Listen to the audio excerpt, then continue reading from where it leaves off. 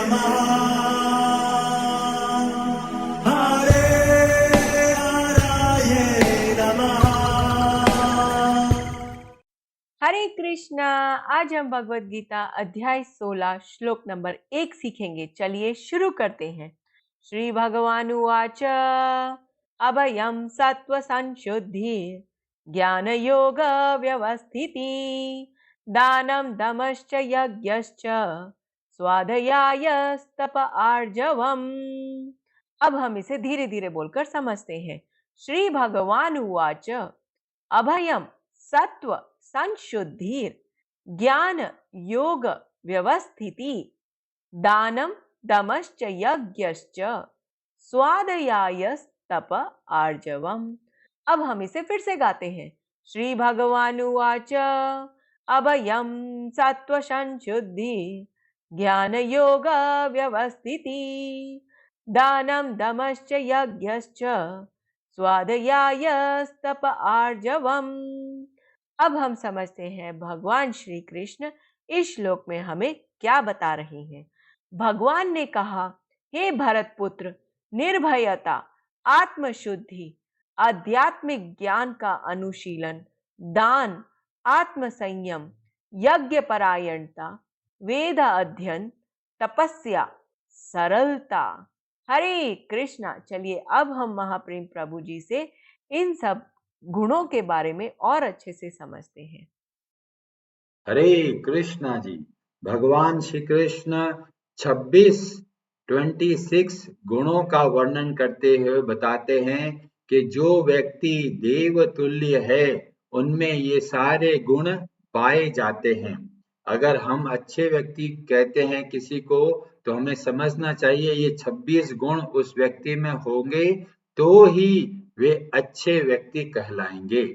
तो हमने उसमें से अभयम सत्व संशुद्धिर ज्ञान योग व्यवस्थिति दानम दमश्च, यहाँ तक हमने सारे गुणों का डिस्कशन कर लिया है।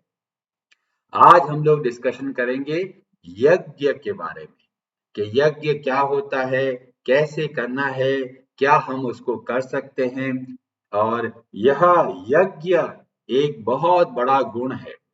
तो सबसे पहले कि पूछे भाई यज्ञ होता क्या है, तो भगवान श्री कृष्ण बहुत सारे अच्छे भगवत गीता के श्लोकों में अच्छे से हमें समझाते हैं यज्ञ क्या है, यज्ञ कैसे किया जाता है। 9वें अध्याय के 16वें श्लोक में भगवान श्री कृष्ण बोलते हैं अहम क्रतुर अहम यज्ञ। जो यज्ञ है वे भगवान के श्री कृष्ण के साक्षात स्वरूप में है।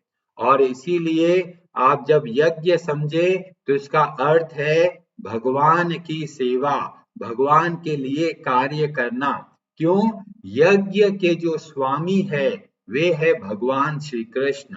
अर्जुन एक प्रश्न करते हैं 8वें अध्याय में कि अधियज्ञ कौन है, और वहां पर 8वें अध्याय के 4थे श्लोक में भगवान श्री कृष्ण बोलते हैं अधियज्ञो अहम एवात्र देहे देह भृताम वर। जो अधियज्ञ है वे भगवान श्री कृष्ण है। और यज्ञ के स्वामी के रूप में हमें देखने को मिलता है 5वें अध्याय के 29 श्लोक में भगवान श्री कृष्ण बोलते हैं भोक्तारम यज्ञ तपसाम सर्वलोक महेश्वरम। जो यज्ञ होता है उसके स्वामी है भगवान श्री कृष्ण। अब कई लोग बोलेंगे अरे हमें कहाँ यज्ञ की हमें पता है, ना विधि पता है, और हम कलयुग में कैसे यज्ञ कर सकते हैं। पहले तो बहुत बड़े बड़े यज्ञ होते थे जैसे कि अश्वमेध यज्ञ और राजसूय यज्ञ, ये सब होते थे, पर आजकल कोई होता नहीं है और किसी को पता भी नहीं कैसे करना चाहिए। तो इसका हमें बहुत बढ़िया तरीके से श्रीमद् भागवतम इसका उत्तर देते हैं। श्रीमद् भागवतम के 12वें स्कंद के अध्याय 3 श्लोक नंबर 52 में एक बहुत अद्भुत बात बताई गई और वहां बोला गया कृते यद ध्यायतो विष्णुम। कृते मतलब सत्य युग।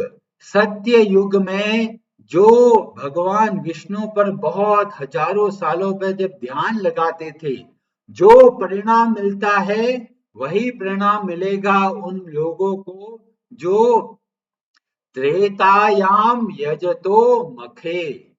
जो लोग त्रेता युग के अंदर बड़े बड़े यज्ञ करते हैं, उनका जो परिणाम है, और जो सतयुग में ध्यान लगाते हैं भगवान विष्णु पर, उन दोनों का परिणाम समान है।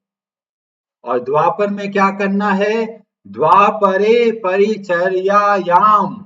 जो द्वापर युग में भगवान विष्णु की, भगवान श्री कृष्ण की जो विग्रह की सेवा है, जो मंदिर में सेवा की जाती है, उसका जो परिणाम मिलता है वो तीनों के तीनों समान है। सतयुग में आप ध्यान लगाइए, त्रेता युग में आप बड़े बड़े यज्ञ कीजिए, द्वापर युग में भगवान श्री हरि की बहुत अद्भुत सेवा कीजिए मंदिर में। पर कलयुग में क्या करना है? कलौ तद हरि कीर्तनात्। जो कलयुग में आप जो कार्य करना है वह है भगवान श्री हरि का कीर्तन। ये सब के सब समान है। मतलब जब आप भगवान के नामों का जाप करते हैं तो ये वास्तव में यज्ञ है। और इसलिए हमें बताया गया कलयुग के अंदर सबसे बड़ा यज्ञ है भगवान के नामों का जाप करना। चैतन्य चरितामृत के आदि लीला में अध्याय 3 श्लोक नंबर 78 में वर्णन मिलता है, सर्व यज्ञ हइते कृष्ण नाम यज्ञ सार। जितने भी यज्ञ होते हैं उन सारे यज्ञों का सार जो है वह है भगवान श्री कृष्ण के नामों का जाप करना। तो भगवान श्री कृष्ण जब यहाँ पर यज्ञ बोला गया तो हमारे अंदर जो गुण है वह होना चाहिए कि नियमित रूप से हर रोज भगवान श्री कृष्ण के नामों का जाप करना। जब हम इस तरह से जप करते हैं तो इसका मतलब हम हर रोज यज्ञ करते हैं। इसका मतलब आप सब लोग हर रोज सुबह सुबह यज्ञ करते हैं भगवान के नामों का स्मरण के द्वारा, भगवान के नामों का जप करने के द्वारा। अब कई लोग बोलेंगे, अरे प्रभु जी इसका फायदा क्या है?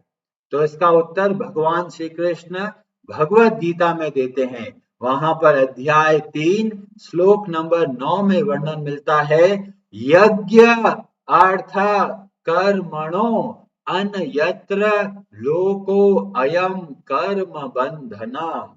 यज्ञार्थ, यज्ञ के लिए जो कार्य किया जाता है वह वास्तव में हमें संसार के बंधनों से मुक्त करता है। तो बाकी जो काम काज करते हैं वो क्या है? तो भगवान बोलते हैं, लोको अयम कर्म बंधना। वो सब के सब हमें इस कर्म के बंधन में बांधेंगे। पर जब भगवान की प्रसन्नता के लिए कार्य किया जाता है तो ऐसे कार्य हमें संसार के बंधनों से मुक्त करते हैं। और इसीलिए भगवान उपदेश देते हैं और बोलते हैं, तदर्थम कर्म कौन्तेय मुक्त संगः समाचरः। इसलिए हे अर्जुन, तद अर्थ उन भगवान श्री हरि की प्रसन्नता के लिए कार्य कीजिए। तो आप जो जो कार्य भगवान की सेवा समझ के करते हैं वो सब का सब यज्ञ कहलाता है। और ऐसे यज्ञ को हमें हर रोज करना है। और चौथे अध्याय के 23वें श्लोक में भी ऐसा ही बोला गया, यज्ञायाचरतः कर्म समग्रम प्रविलीयते। जो यज्ञ की तरह अपने कर्तव्य कर्मों को करता है वो सारे के सारे कर्म विलीन हो जाते हैं। इसका मतलब कर्मों का बंधन उन लोगों को नहीं लगता जो हर कार्य को भगवान श्री कृष्ण की सेवा समझ के करते हैं। तो आज से ही आप अपने जीवन में बदलाव लेके आइए। जो जो कार्य आप करते हैं उनको भगवान से जोड़िए, घर की साफ सफाई करते हो, खाना बनाते हो, ऑफिस का काम करते हो, पढ़ाई करते हो, जॉब करते हो, जो भी कार्य करते हो, सबको भगवान श्री कृष्ण की सेवा समझ के करना है। अब कई लोग बोलेंगे, अरे प्रभु जी कैसे करेंगे सेवा, समझ में नहीं आया।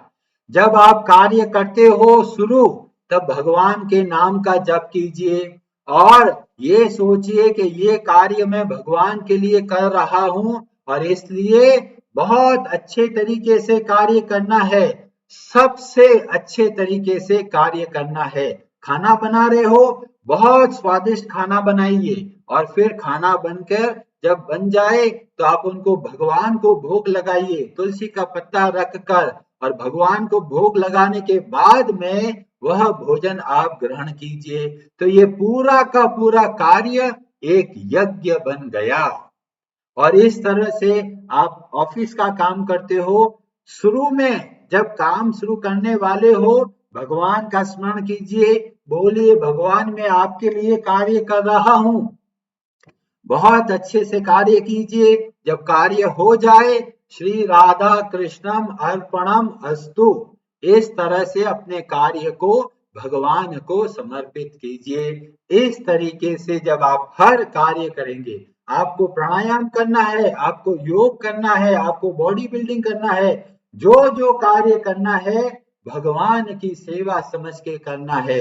और इस तरह से आप बहुत बड़ा यज्ञ कर सकते हैं। और जब आप इस तरह का यज्ञ करते हैं तो आपके अंदर देवताओं के गुण प्रकट होते हैं।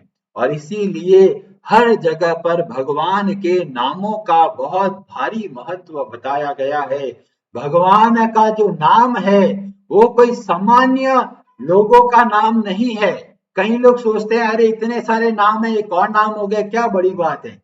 तो नरोत्तम दास ठाकुर अपनी प्रार्थना में बोलते हैं, गोलोकेर प्रेम धन हरि नाम संकीर्तन। ये जो गोलोक वृंदावन का धन है वह क्या है, भगवान श्री कृष्ण के नामों का जप। और जब हम लोग इस तरह से भगवान के नामों का जप करते हैं तो गोलोक वृंदावन का जो धन है वो हम संग्रह कर रहे हैं। यहाँ पर बहुत लोग धन के लिए भागते हैं पर वह धन काम नहीं आएगा। जैसे कई लोग यहाँ पर जो कमाते हैं, जब अमेरिका जाते हैं तो अमेरिका में बोलेंगे अरे जी भारत की करेंसी तो यहाँ चलती नहीं है। तो जिस देश में जाओगे उस देश की करेंसी काम आएगी, उस देश का जो धन है वही काम आएगा। अगर हमें गोलोक वृंदावन जाना है तो हमारे जो धन की आवश्यकता है वह धन क्या है, गोलोकेर प्रेम धन हरि नाम संकीर्तन। भगवान के नामों का जाप सबको मंगल करता है, हमारा हृदय मंगलमय हो जाता है, वातावरण पवित्र हो जाता है। रामचरितमानस में भगवान शिव जी बोलते हैं देवी पार्वती जी को, और क्या बोल रहे हैं भगवान शिव, काशी मरत जंतु अवलोकी। काशी में जो जंतु मरते हैं, जासु नाम बल करहु विशोकी, और मैं जिनका नाम लेकर उनको शोक से रहित कर देता हूं।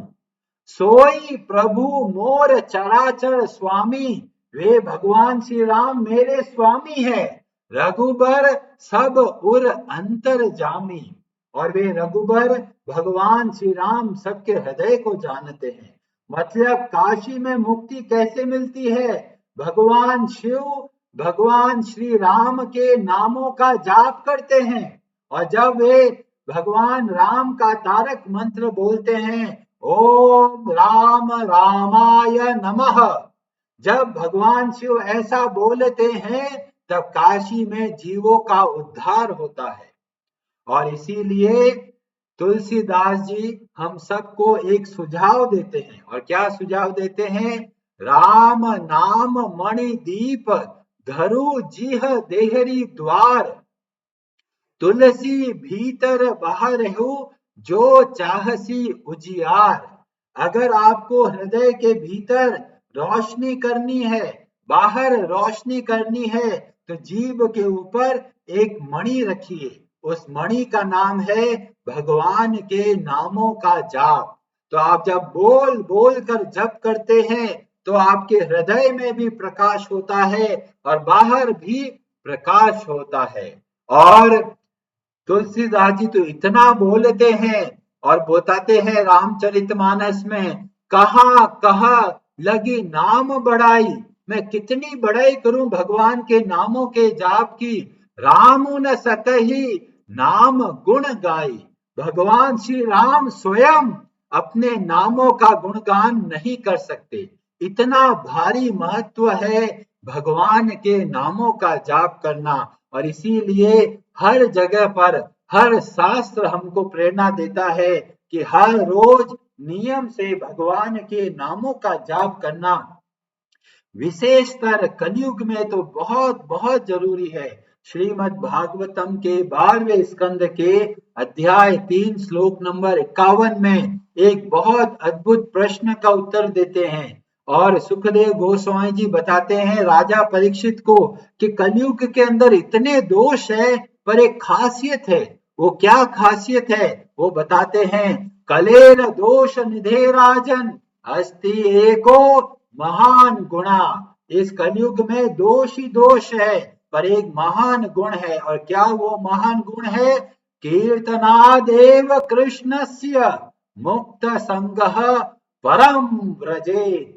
केवल भगवान श्री कृष्ण के कीर्तन मात्र से हम इस संसार के बंधनों से मुक्त हो सकते हैं।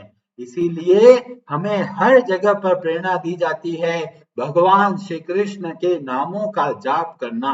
और यह सबसे बड़ा यज्ञ है। आप सबसे निवेदन है अपने हर कार्य को भगवान की सेवा समझ के करें, भगवान का नाम का जप करते हुए करें। इसलिए यह एक ऐसा अद्भुत गुण है जो हमको बहुत ही शुद्ध बनाता है। हरे कृष्ण जी, आप सबका बहुत बहुत धन्यवाद। हरे हराये नमः।